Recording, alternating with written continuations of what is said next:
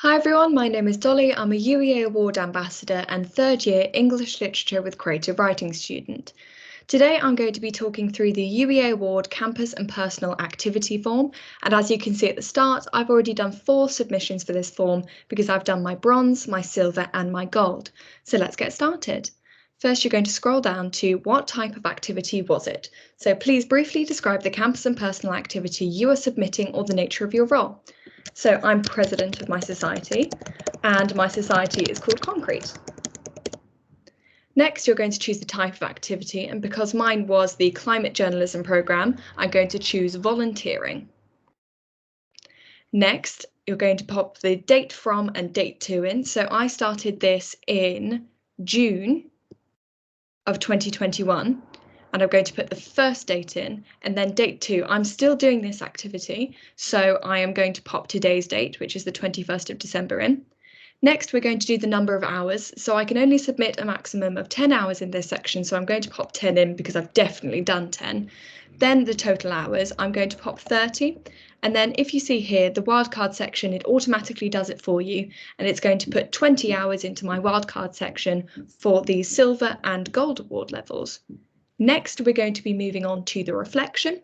So I've got a few notes here. The reflection is between 100 and 300 words, and it uses the CARL framework. So you can see here that's context, action, results, and learning. And on the right-hand side here, I've written a little bit in each one. So first, let's go to context, which is describing the situation or the task.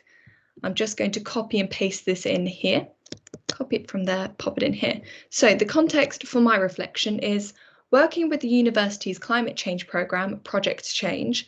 I helped to create and deliver Report for the Future, a climate journalism programme aiming to help young people elevate their voices during COP26. Next, we're going to be moving on to what I did during this. So I'm just going to copy and paste this in now. Right, so I helped to develop the programme as this is the first year it's running.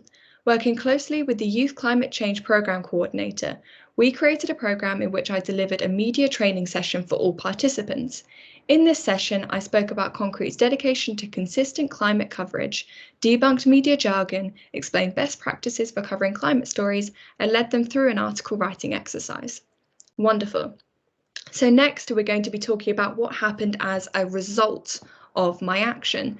So I'm going to copy and paste this in again. You can see that it's building up into quite a good little reflection here. So result. As a result, we led a group of 20 secondary school pupils through the climate journalism programme, enabling them to produce reports on each day of COP26.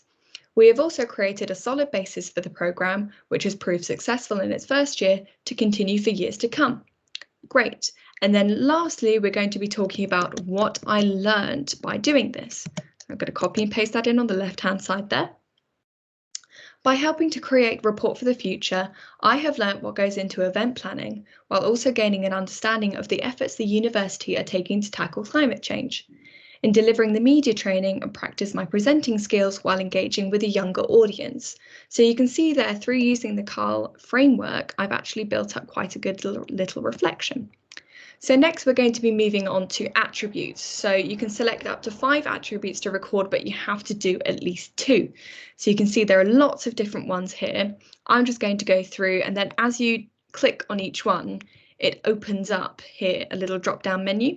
So I'm going to choose communication, teamworking and leadership, citizen and stewardship I need as well. What else? I think I might put self-management and professionalism. And as you can see, these have opened up with the little badges here. And I'm going to go through, so effective speaking and presentations, I definitely did that. Sensitivity to others, I had to answer their questions. Assertiveness and negotiation, that's for sure. Let's go down to teamworking and leadership. So I had to cooperate with the university's Project Change team, working to shared aims, taking other viewpoints. I definitely had to contribute to discussions when we were making it. I had to take the lead when required, and I had to show initiative for sure. Next, let's move on to self-management. I had to, flexibility and adaptability, 100%. Setting priorities and juggling competing demands, setting goals, Improvement of performance, yes, definitely. So you can see that I'm speed running these ones, but you can have a little look at them in closer detail. And then finally, citizenship and stewardship attribute detail. So I had to understand my place within local and global communities, particularly because I was working with secondary school pupils. Awareness of the need to manage shared and finite resources. Obviously, it's about climate journalism. An ability to improve the lives of others and lobby for positive change through community and/or political engagement. So obviously this was definitely community engagement because I was working with those secondary school pupils.